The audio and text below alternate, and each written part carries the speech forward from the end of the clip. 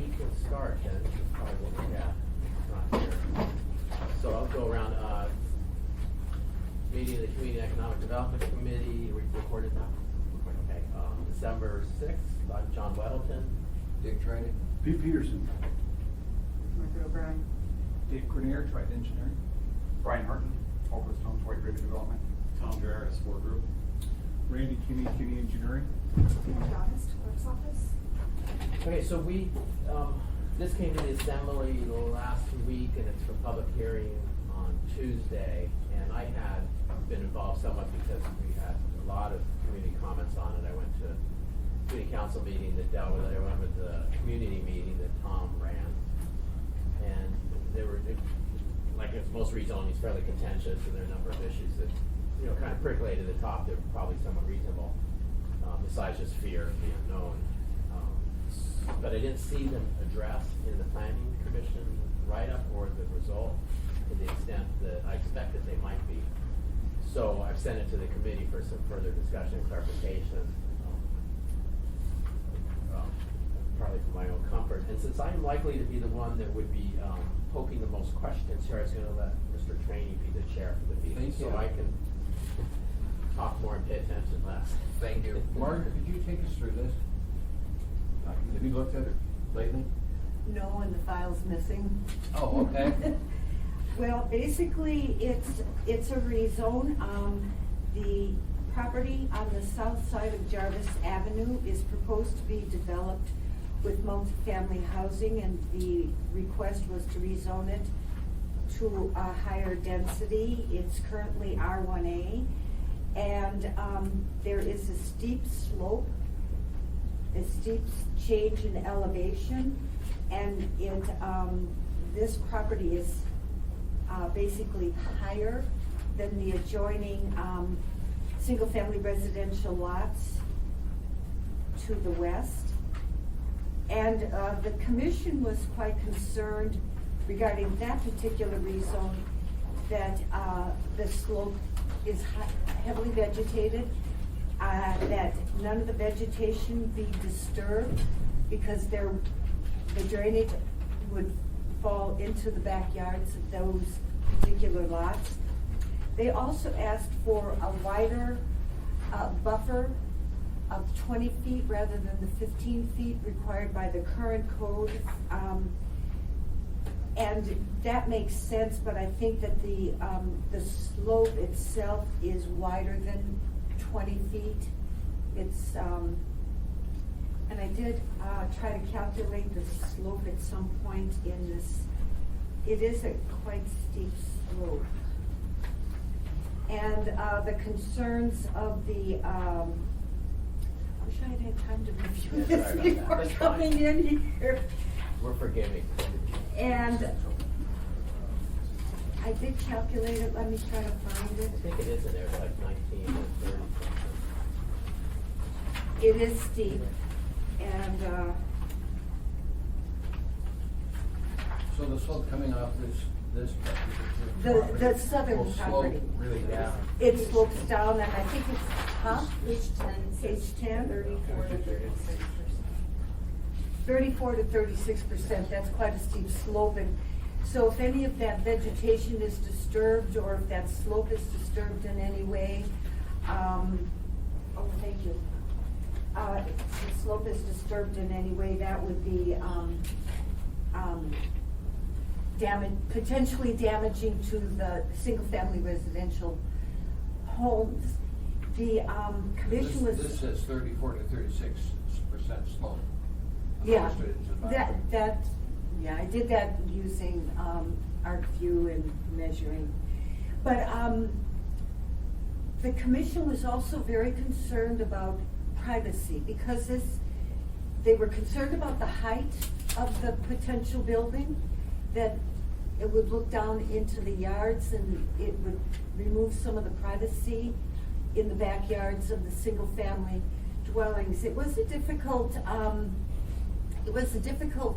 case for the commission to deal with, and they tried their very best to ameliorate some of the impacts on the adjoining neighbors. And it wasn't their concerns were not necessarily addressed in that there were very few written comments or phone calls talking about those concerns, and so we heard them during the public hearing after the case was written. And I'm not sure if the petitioner's representative heard previous to the public hearing from any of the surrounding neighborhood, but it was an interesting public hearing, and there were concerns regarding the density and the proposed density increase. The property to the north was developed in the early 1950s, and that is basically on the same elevation as the lots to the west. The concern there was that one is a physical fitness business, another is a secondhand store. They refurbish materials and resell them. And there was a motel. It used to be a training center for the what? Laborers. Laborers, thank you. Yes, and that is being proposed as a motel. Is that correct, motel? Yeah, Apartments. I don't know how many apartments there will be in that particular structure, but there, the concerns of the adjoining neighbors were they can hear some of the noises from the physical fitness club. They were concerned about the increase in traffic for an apartment building. They were concerned that it was on, they would be able to see it. It would change the neighborhood. Again, the commission did require a 20-foot buffer and some fencing along the west boundary of the 3 lots. There's, so that it would provide privacy. Hopefully it would be a sound barrier, and the installation of landscaping would help to muffle some of the noise. And thing of it is that the lot on the south, one single family residential or even 2 or 3, in terms of the comprehensive plan, there is a need for housing in Anchorage. And the commission struggled with that, but they did find that there is a need for housing, that it would be of a benefit to the community to have additional housing. And they did their best to try to ameliorate, but not to the neighbor's satisfaction apparently, because change is always so difficult. They did their best to ameliorate some of the potential adverse, from the point of view of the neighbors, impacts on the lifestyle. But all in all, it was, the commission really spent a lot of time trying to work with the community, address their concerns, and doing their best within the code, within what they are allowed to do. And so that is, and they did, there are special limitations. They did require a site plan. They're very concerned, the commission was very concerned. Speaking of the lot on the south of Jarvis Avenue, they were very concerned about the placement of the structure on the lot, so that if it was placed further east, within the boundary of required setbacks and access points, it would hopefully provide more privacy and for the neighbors that are down the slope. and then the buffering and and truly the slope should not be disturbed in any way so as to maintain the integrity for the lots that are below the level of the proposed multifamily housing. Other than that, I would have to defer to the applicants and their representatives to address some of the more technical concerns or more information on the development plans. Thank you. Okay, thank you, that was very good. My concern is somewhat, brought up there, and I think they're not surprised, is the main issue that I've seen is the rezone for that south part, from R1A to R3. And the issues there, I know we're discussing the planning commission, but it says site plan review, but it, that could mean a lot of things. And it doesn't specifically mention that our suggestion to put the buildings to the east side, which may be a natural thing to do, but site plan review could do very little or could do a lot. It's an important issue with the neighborhood here. And I think it actually would be a benefit for the neighborhood as far as noise and so on, if the buildings are near the road and then parking and landscaping towards the neighborhood. But that's not required. I mean, if someone read the legislative history, they might say, okay, the planning commission wanted this, but it's not crystal clear, and I feel more comfortable if it's crystal clear. And then another issue that wasn't addressed strongly in there, but it was a big issue in the meeting, was traffic. And there's complaints now that getting onto Old Stewart Highway is very difficult at peak times. And Randy maybe Scott. So did you do any kind of traffic measurement? I did, not measurement, but I did some forecasting using Well, let's get back to that, because I'll go through my points and then we'll go around. So those are the main things, is actually get more clarity that we are really looking for buildings closer to the Old Stewart Highway.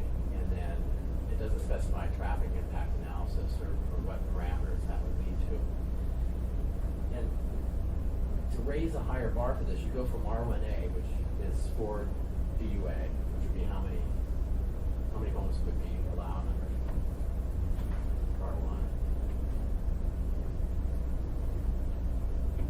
Certainly much fewer than, 7 or okay, so. whereas R3 would Yeah. allow 15 to 40, so substantially more. So you're talking a huge amount more traffic, you figure, and his rule is on 10 trips per day per unit, something like that. Oh, that's on the high side. Okay, even it's 8, it's a substantial increase if there's already a problem. So that rezone is the main issue with me, and to go to R3, and Title 21 says that the main thing is it would be near commercial, near community activity centers, near a town center, and areas served by transit. Well, this is almost a mile from the town center, and there's scant bus service now, and if we change the bus service, there will be none. So, not to say this can't be R3, but it's pushing the boundaries of the intent of R3. So I think raising the bar, if you're going to do R3 there, let's make sure that this is a little more comfortable with the R1 that's adjacent to it. So that's kind of where I'm coming from. I just wanted, and I'd be comfortable if we could say, if you can tell me if it's allowed, not just a site plan review, but a site plan review that would consider making the buildings closer to Old Stewart Highway, and a site plan review that would include, or add, maybe it's a separate thing, a traffic impact analysis to deal with the impacts on Old Stewart Highway. And so are these reasonable? Are they allowed? That's my question. That's why we're here. Okay, for one, I'd like to start off on your page 1166 of your packet. About halfway down on the right-hand side, I think a lot of the fear of building heights, this might be part of it. And under height limitation, it has proposed P3 zoning would be unrestricted, subject to FAA regulations. And that was true in old code, but in new code, the maximum height is 45 feet, not unrestricted. But you're talking about the B3. Yeah, the B3, Okay. and there's. To be honest with you, from my point of view, others might, but I'm not so worried about the B. I mean, that kind of recognizes existing conditions. Okay, yeah, I just want to make sure that people are aware and that they don't go back to this saying, well, it's unrestricted. Yeah. Okay, now, so that's the northern piece. The southern piece, I think it's important to keep in mind that the building height in new code for R1A is 30 feet and R3 is 35 feet. So the height increase that we're asking for is only 5 feet. And that's pretty normal. You need that little bit of extra so you get your 3 stories. So it's only 5 feet of difference. And as far as the building goes, and as far as the, say, obstructing the view or something from the R1A residences to the west, southwest, if you will, it's just not gonna happen. For one, we're only talking about 5 feet of building height elevation. And between their back property line or our west boundary line and that slope, that's a bluff, there's 30, 40-foot trees in there. So that area that we're proposing to have a buffer zone, the 20-foot buffer zone, there's 30, 40-foot trees in there. And we would really strongly object for many reasons to not put the buildings on the Old Seward Highway side. Because if you just look at this, the proper design would be Old Seward Highway, then parking, and then the building.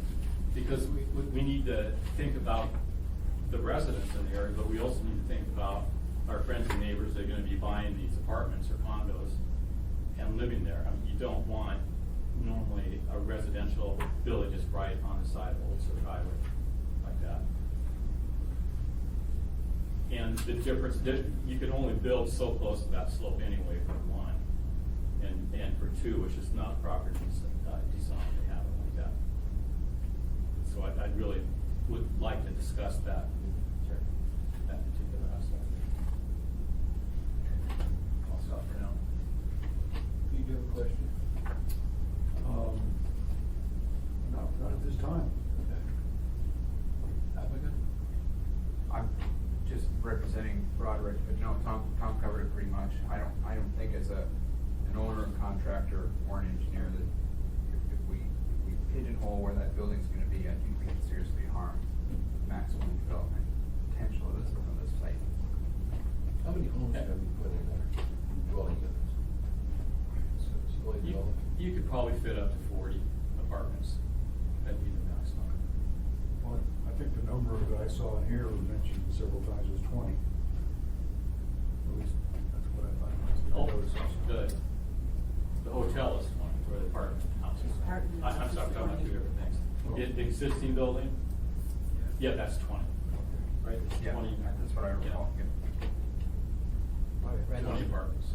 Can you talk about the traffic impact? Sure. We looked at this from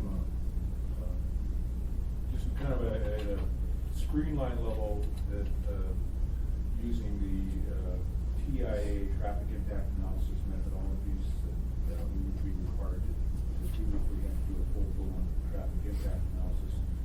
And what we wanted to do is come up with the traffic volumes that were generated by these proposed facilities, both on a daily and a peak hour, and then take a look at the Seward Highway and try to assess at a planning conceptual level what the impacts would be on the Seward Highway and joint traffic. So to begin with, we took a look at these two parcels, or the two land use zoning changes as different entities. The blue is the B3, existing B3, and then it encompasses the new B3 parcel to the west. And to come up with traffic numbers there, we just took a look at the existing buildings and tried to, estimate what the current land or current uses and what might happen in the future. So, we have a fitness facility here, we have the apartments here, we assume that would stay the same. This larger building down there, the old training center for laborers, that could be a general office with multiple tenants, and then this other building right here, the smaller building might be a single occupant tenant office building. That's where we started. Again, as you get further into this project, after rezone, that may change, but that's just a place for B3 to start, sort of a generalized B3. We then said, well, what's the potential of expanding that that type of development further to the west, maybe fill in some of these areas here that are not fully developed. And we estimated just conceptually that probably the best we could do is add another 30% of that level of development to this site, to this big blue parcel, given the constraints of topography and setbacks and parking. So that's where we started. And if we take a look at that blue site, you have looking at all the land uses, we come up with about 411 daily trips generated by that blue parcel, by the B3 development. And adding another 30% onto that would increase it up to about 530 to 550 trips per day out of that facility. Then, during the peak hour then, that's during the day, so 550 daily trips. The peak hour actually is on the order of about 60 trips or so. And usually the PM peak hour, evening peak hour is the one that we're most concerned with. So that takes care of that parcel. And then the orange parcel down there is the rezone to the R3. Tom mentioned 40 units. That's basically what we looked at. We used we have a range of types of residences we look at that aren't single family. And we selected the higher generating type of facility, which is actually apartments. Apartments generate more trips per unit than say condos do. Not as much as single family dwellings, but more out of the clustered facilities. Those apartments are the higher level. And out of 40 that we estimate that would be about 270 trips per day coming out of that facility, and about 25, 30 trips during peak hour.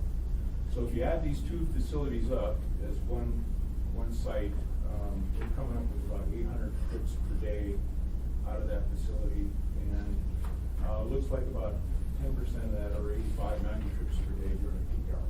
What we would expect that facility to generate. So those trips all got to access Seward Highway.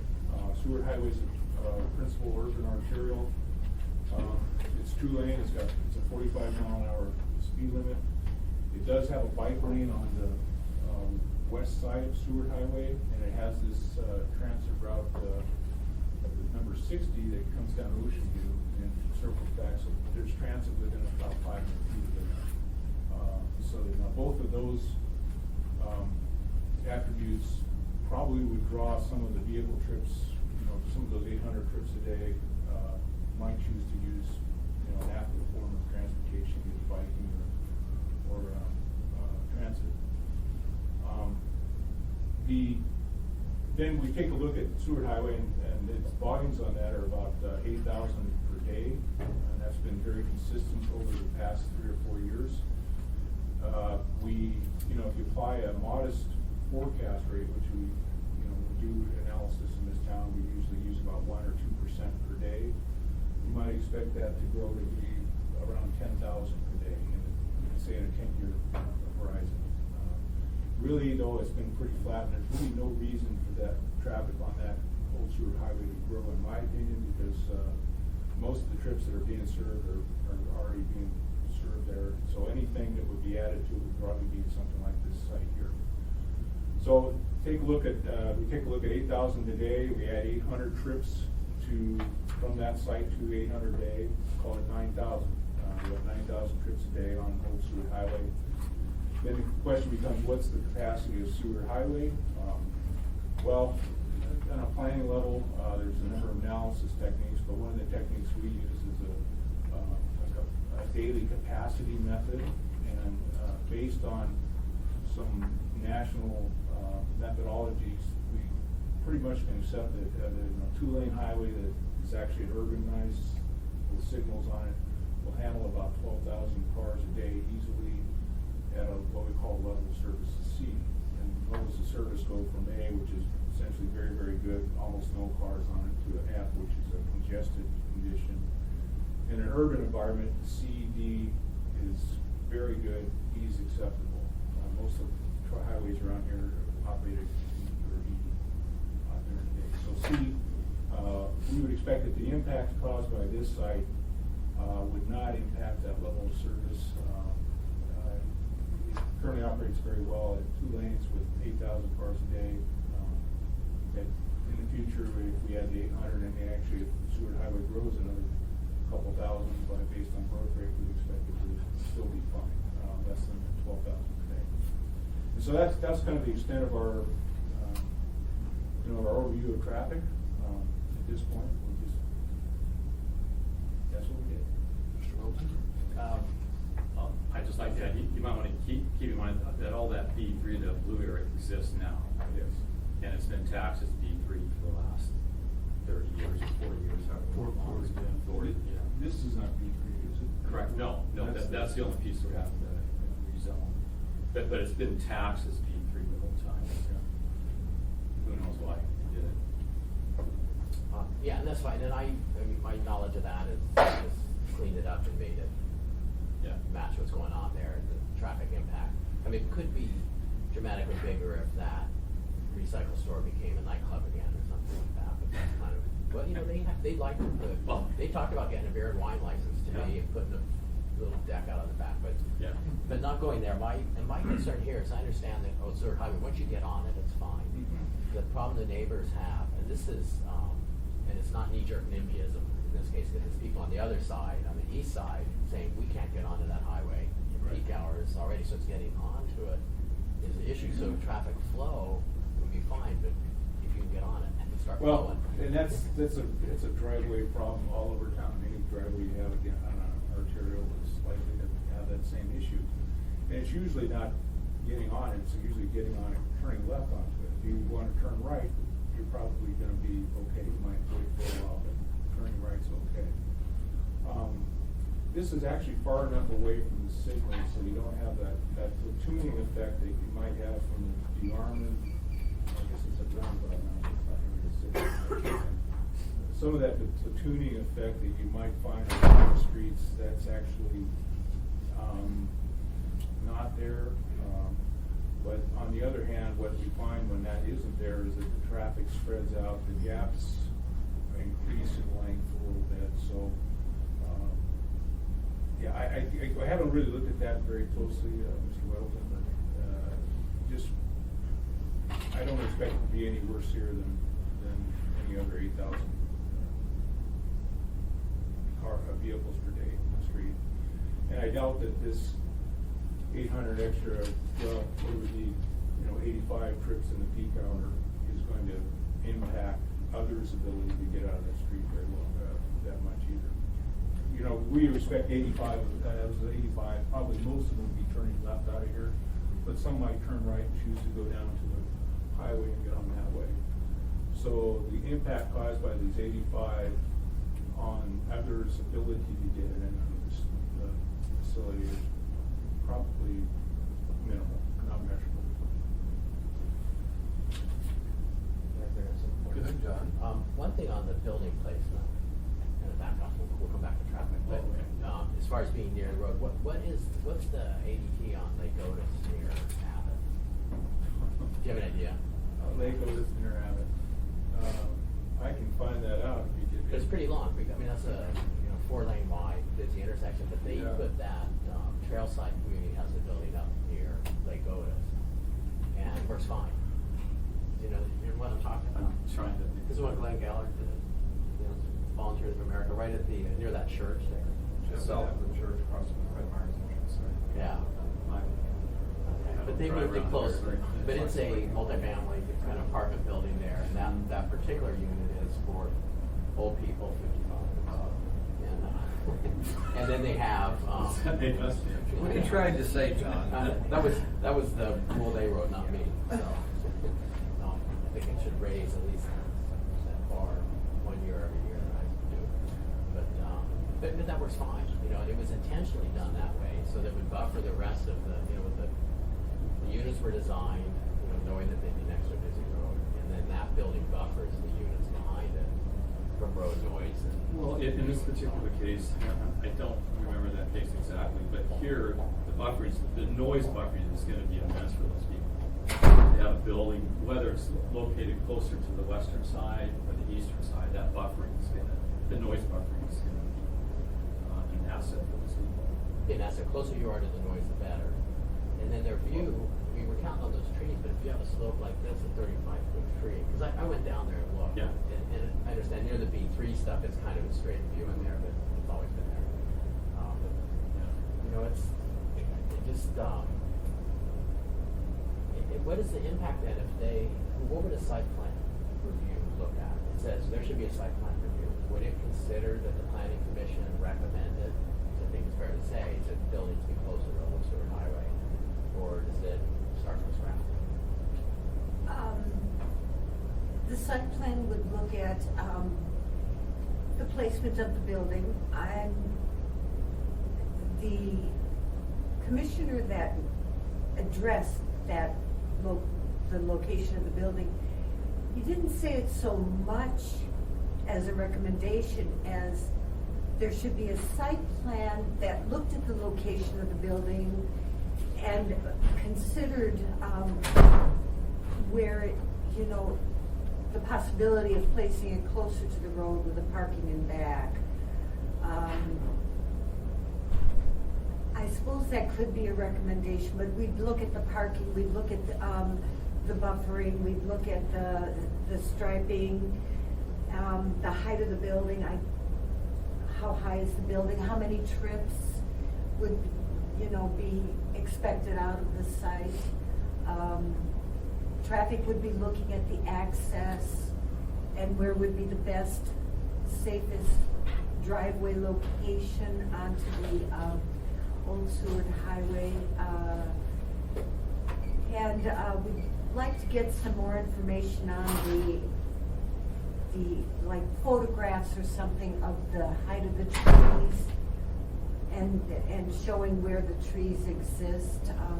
Either photographs showing where the trees are or a landscape plan. There'd have to be landscaping for the parking lot landscaping. It would depend on how many spaces would be required and the level of landscaping that would be required to be installed for the number of parked cars, the accessible spaces, the sidewalk around the building so that there's a pedestrian way all the way around the building, so people would have a way to either get to the entry doors safely from their cars. Look at the topography and that's basically. So is the TIA part of the site plan review? I mean, if you do a site plan review, you do a traffic impact analysis, or is that a separate? That's a separate thing, and it would be a call by municipality Old Seward Highway, right? It's DOT. It's state. Then that would be a call by either both the state of Alaska and traffic engineering, municipal traffic engineering. I believe. They'd both be, both entities would be involved. And I think that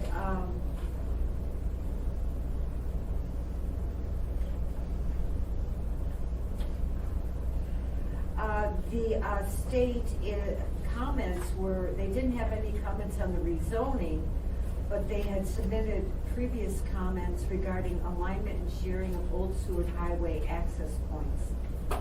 Access should be lined up with existing roads, ensure and demonstrate access points are capable of handling the volume of traffic consistent with the rezoning and future development. I don't know if that would be a call for TIA by the state and or the municipality or both, but those were the comments. We have, actually did respond to the access points. We've been working with the state on the driveway placement. We've got their approval of the locations. There will be 3 locations that they will approve. In fact, we've submitted the driveway permit applications and they're in the process right now. But we had preliminary meetings with them and have identified where the locations are. Where did it sound like in the write-up you're gonna line it up with the Dale or something on the west side? Is that so all the B3 and the residential would use the same access onto It would be a combination of a common access for lots 1 and 2, the new lots 1 and 2. And then the second one would be at Dare Avenue, would line up directly with Dare Avenue.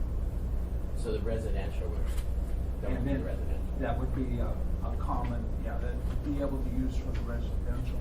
And then the third one is down at Jarvis, which is at the south project. It goes off this property onto Jarvis, or lines up? on the other side? It would Jarvis is line, on the other side. it would line up with Jarvis onto the property. So the residential has On the two. east. Yes. Right. So there'd be 3 total. 3 total. On the entire project, So lot 3 and 4 would use a common access point. Lots 1 and 2 would use a common access. And then lot 4 would have one at Jarvis at the south. Jarvis to the south. Right. There's a big jog there in Jarvis. Right.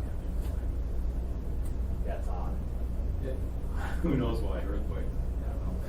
But I still would like to have everyone keep in mind that we're only talking about there's a 5 feet between R1 and R3. And you cannot build closer than, realistically, probably than 40, 50 feet from that western property line anyway, because of the slope. So for you, is doing a traffic impact analysis have any relevance or impact? Or, I mean, is that very bad for you? Would it accomplish anything anyway? What's the? Well, it's not bad for us, it's just a matter of money. Could a traffic impact analysis say no, it'll be impossible for people to get onto this, so you can only do 20 units? Do TIAs ever conclude that, or do they just say, yeah, it'll be a problem, go build? Well, usually there's some form of mitigation, which comes out of traffic impact analysis. The one thing I just occurred to me is that the traffic impact analysis, there's thresholds to when traffic impact analysis is required. For some reason, the number of 100 trips per peak hour is the threshold. And we're not at that yet with this analysis, but this is kind of a overview, but more of a street sketch kind of planning analysis, and we were at 85. So that threshold is not. It's actually pretty soft. You have to do traffic impact analysis based on other things other than the number of trips that come out of the facility. But with regards to any prohibition of condition of reducing trips on site, that's usually not the outcome. It's usually what needs to be done to mitigate this. What would be an example of what? Well, the mitigation, you end up with a traffic impact analysis. You have basically, if you don't change the level of service of the facilities of concern by a significant amount, and usually if you don't change it below a C level of service, then there's really no mitigation required. Other mitigation may be if you have an intersection that is very close by, particularly a signalized intersection, you're adding a lot of trips to that signalized intersection, you may have to do some mitigation to that intersection, such as add additional turn lanes or uses additional turn lanes. Other things that I've seen as mitigation are things like trying to provide encouragement, incentives for people to manage their trips, staggered work hours, or provide bus access, provide bicycle facilities, provide pedestrian facilities, things to get people off the road, out of cars, and onto other modes of transportation. But short of that, my experience with traffic impact analysis is usually that's not the until it's developed. Well, if you had to put in the right turn lane on the Silver Highway, that would be. Well, those kinds of things, yeah, left turn lanes in the driveways of pipe generators, those are types of things that could happen as well. Yeah, you might expect to see that if it goes to traffic impact analysis.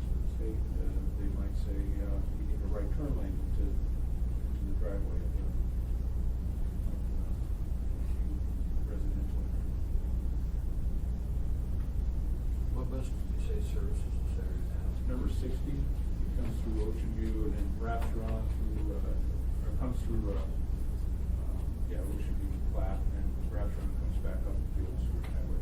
It's right here. Feel the impact of, if we get rid of that bus. Yeah. What the impacts on cars are gonna be coming through this area. Well, I do not at this point. Because one proposal, of course, is to reduce the buses to keep it more in the mall area. Right. This is probably one that's on blocks. I guess I'd just like to. I mean, we're doing a traffic analysis that says, we've got buses, we take buses out, what's the impact gonna be? I could say that usually that's not something that's really very quantifiable, it's more of just a qualitative, feature that is there to encourage people to take trips. It's viewed as something that, we can't really put any kind of numbers on it as far as trip reduction. But it's there, people can choose to use it if they want. Same with the bicycle pathways and other, those types of things.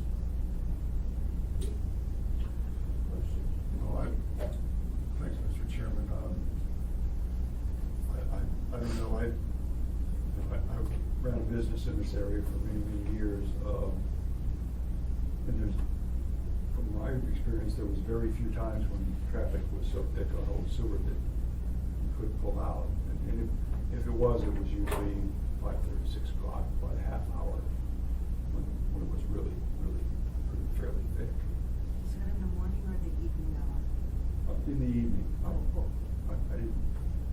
I don't think it was, it might have been thicker, just as thick in the morning, but I usually wasn't up around it Oh. part of the day. But, Well, I'll concur, we have our office building, right south of the Huffman and Old Seward roundabout.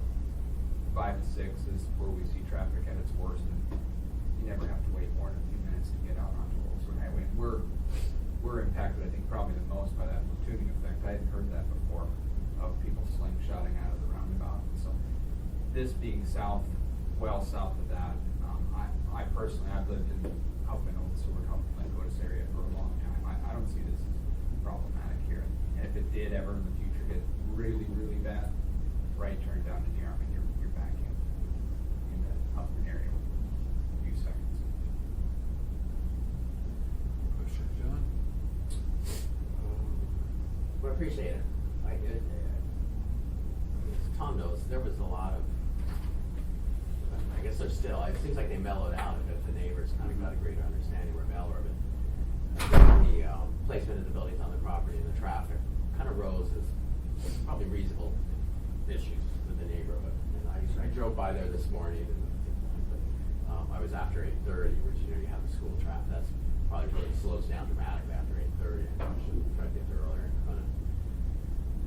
So, I mean, my gut feeling is I would recommend at our meeting that we do a site plan, but that's typical anyway. We even have to go get approval. That's not really imposing a cost. Basically, these things are done even if we don't say site plan, but with a recommendation that the building placement to the east be considered strong. And then the traffic impact analysis seems really good, but I don't see that there's a few changes that come from these anyway. But I've seen traffic impact analysis and go, yeah, it'll be bad, but no changes recommended. So- Well, I think that, I'm sorry to interrupt, I was just gonna say, I think that, this, both the city and the state, particularly the state, and when we get a driveway permit, that's when the issue of the traffic impact analysis comes up. And I don't know if that's still pending or what's gonna happen. but- The permit applications have been in for about a month. Yeah. And, that subject, when we were first talking about where they're gonna go, did not come up. But we can follow up on that. They're not shy about asking for traffic impact analysis. So you say where they're gonna go, hang a right or hang a left when they get out of there? Is that your? I'm sorry, what? So you said when you go to get your driveway permit, you're talking to DOT, because it's their Correct. road, and they're Right. looking at it, and they're looking at these proposed AETs and so on. They look at the radiuses, they look at the placement, like I say, we've got that pretty well nailed down. But, yeah, it goes through like 5 different departments out of the state. So they do their own impact analysis. So potentially they could, your exit out of there could channel or direct traffic to the south to get them on instead to the north. I mean, is that a benefit or is that You something? mean like a that- right in, right out? Yeah. I hate that, the whole city's heading that way well, though. We do too, but, the state's not bashful about putting requirements on these driveways at all. Not at all. Why don't we do this, I'll get a status report and I can get back to you, John, on that. Not Let a you lot know of where time. they are This is on, this is on the January. Tuesday. Oh, no, I'm sorry, it's So the it's 10th. That's January right, we have a 10th. lot of time, you're right, I'm January sorry. 10th, we got time. That's right, so we do. That would be good, I guess, if you just give me a little more comfort here. I'm sorry, so it is January 10th? That's right, I'm sorry, yeah, it Oh, is the okay. 10th. So we do have time. Okay. January chance to be messy, semi meeting, lots of things going on. The sales tax. So you make what this done. I don't wanna make this slow you down really, but I just, I think it's just, I didn't see the sensitivity to the neighbors' issues that I expect, because a lot of these rezones, you do see some things in accommodation.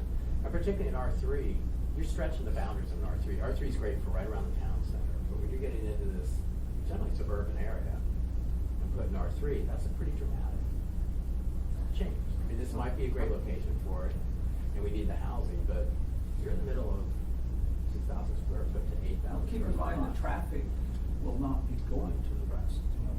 We're not building Jarvis. That road is, Oh, I see what you mean. yeah, because it could Impact be on it, right. that would be a significant traffic Right. impact if that connection was made. That's not happening. So we're taking that away, so it's.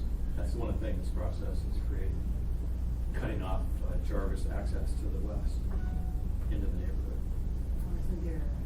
Isn't that slope affected and Oh, sure, it's going yeah. to the west? No, it would be hard to build, but, Be hard to build, but this quantified, this monuments that the road will never be built. Which is drawn on the picture now, right? You guys got rid of that, the replat, is there a road right through? yeah, it's part of the process. That's not done yet? With the plat, yeah, it's not done yet. Oh, okay. Yeah, I wasn't Well, it was concerned. approved the plating board, but we haven't recorded it yet, because it's waiting on it or something. Oh, is that right? You have to wait for the rezone? Yeah, because the plat couldn't happen until the rezone, because we would create split lot zoning. That's how this all came about. Okay. We're just trying to fix up a mess. And excuse me, if you don't mind. Go ahead. How about if I submit to you a view plane study showing the trees and the slope and the house and the cross section? Because I'm pretty sure the builders and Frank and or add to it, but I don't think they're gonna wanna build these apartments or condos right on Old Seward Highway like that. It's just not really that hard. And I think the privacy concerns, as Tom touched on earlier, we have a big buffer with tall trees. I think even with this building, either crowded west or crowded east, the way the windows and everything are gonna be situated, looking over treetops, we're gonna be looking at their roof. They're down low, looking out at 1 or 2 story building, they're gonna be looking into the trees. I honestly think this is a non-issue. But the plain analysis that Tom's suggesting would. That'd be great, yeah. And all this is protected and addressed in Title 21, like page 621, the title High Transition for Neighborhood Compatibilities. We're compliant with all of that, and we would comply with that through the site plan process also. It's pretty extensive in new code. Would you be submitting that analysis with your site plan to show? I could just submit it in the next 5 days, next week. Yeah, but you're not, I'm not saying that you have to do your site plan now, You but wait, I mean, Rick, when when it it comes comes. about. I can submit it to you at the same time.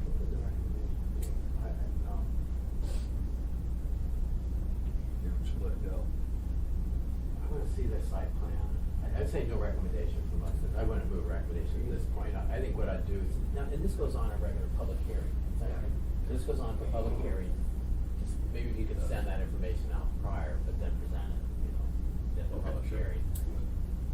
And just in my head, we got the site plan, and I may highlight the fact, building location, you may convince me otherwise. And then traffic impact analysis, particularly, because I think these so much look at the throughput on Old Seward Highway, that's fine, you can get on it, okay? experience, but I don't live there, but it was a common enough comment from people who live on there, this existing issue, that I don't wanna ignore it, so. I think, John, we maybe need to change the name of that. It's not a highway, it has been a highway for years.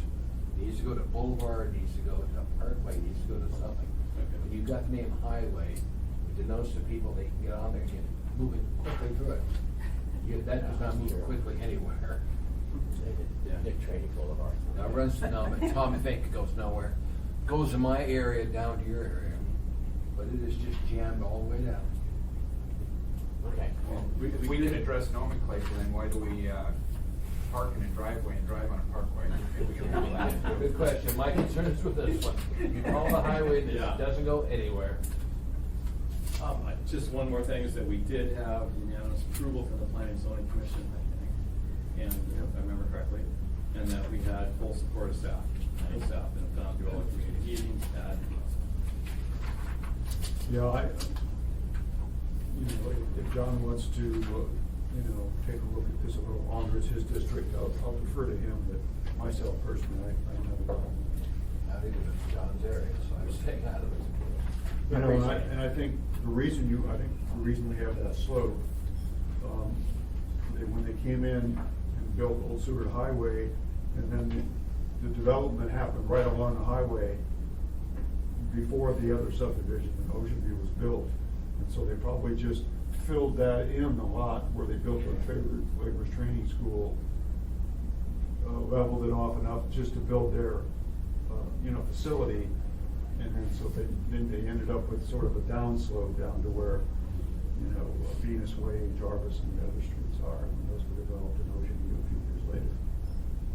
So I think that's why we ended up with that slope, and then the trees just sort of kind of grew in there naturally over the last 40 years or so. Sure, you guy. Am I back? You're done. Okay. We done? Anything else? Appreciate you guys coming. Okay. I'll get that.